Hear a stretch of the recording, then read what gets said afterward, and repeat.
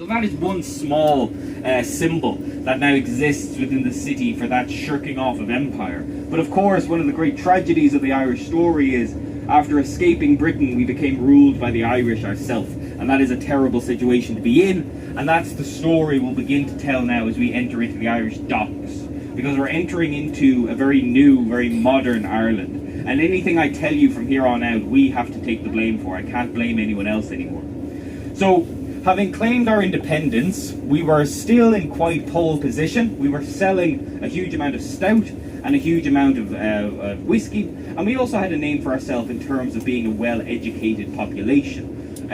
We benefited from our relationship to Victorian and Georgian England. We have a very well-established ancient university, and we've always had a very well-educated population. So you might think Ireland was primed to recover from the travesties of that Angorta War. However, an invention halfway around the world made in the middle of the 20th century would change everything for this city, and nobody saw it coming.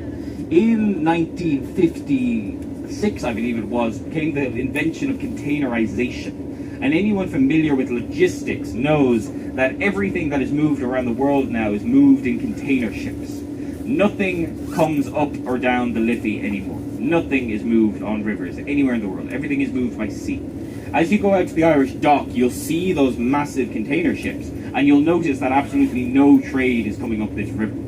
Nothing is being purchased, nothing is being charged for custom. So all of that massive economic power base has been totally removed from the people of Dublin.